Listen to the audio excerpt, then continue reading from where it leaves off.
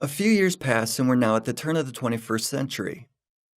This period will be remembered as the days of the plagues. One such plague was Code Red, a worm that exploited a vulnerability in Microsoft web servers to deface affected websites. Notice how the main activity of the Morris worm and the worms we're now discussing spread themselves. This was their basic payload. They were released to breed and infect more and more machines. Damaging actions, if there were any, Code Red launched them about every 3 weeks, resulted in the defacement of some web pages. This was simply to manifest their presence. This is a crucial moment. This was the goal of the creators of these worms. Other than Code Red, this type of worm includes Nimda. Nimda is relevant to our analysis because it's a virus that distributed itself through a number of propagation techniques, by exploiting software errors, but also by social engineering, which we'll discuss later. What were the effects of the Nimda outbreak? 2 million infected computers in just 3 days. While it would seem like an imposing feat, it was quickly surpassed by Klez, another mass mailing virus which was released on the internet and went around the world in 2.5 hours.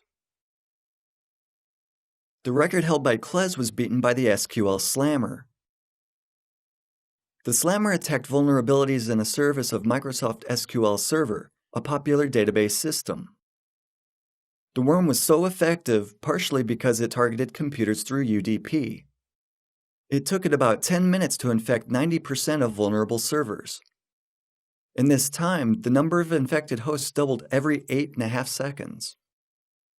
Even though UDP is a lightweight protocol with very small header and offers only minimal transport service, the outbreak has in fact resulted in internet outage. Banks had to shut down cash machine networks and airlines had to cancel flights. Global communication was impeded or even blocked due to one virus that spread as fast as possible in the infrastructure of the day. If the infrastructure had been faster, the results would have been even more staggering. The past several years have been an era of cybercrime. This is the key point of interest for us. 2005 is a sort of threshold here, or it's usually considered as such because it's the year in which the Zotob virus spread. Zotob is lesser known than the worms we've discussed before, as it was not widely reported in the press and mass media. We know now that it was the first virus which was commissioned.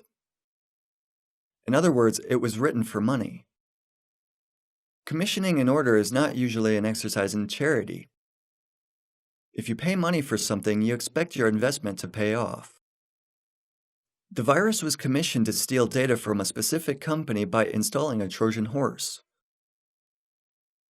Where did we start? We started with a joke, or with an outlet for Robert Morris's creativity, and we ended up with Zotob, a virus that no one even pretended to masquerade as a harmless program that measures the internet or anything of the sort. This was a worm created to make money. This marks a very significant shift for us. What are the consequences of this change? The first is that media is more reluctant to report on computer system security. Several years ago, before 2005, we the public were regularly fed with information on new global-scale virus outbreaks.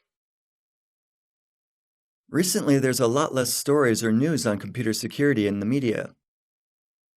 Does it mean that we're generally more secure now? Or that people stopped writing viruses? Or perhaps systems nowadays have been safeguarded so that viruses can't spread? No, unfortunately not. Quite the opposite. Viruses nowadays aren't created for publicity. Coders who create viruses don't seek fame, they try to earn their bread. Writing viruses is now a job. This means that in recent years, from 2005 onward, is the time when big money entered the world of computer systems and changed it forever. This is by no means a revolutionary new era.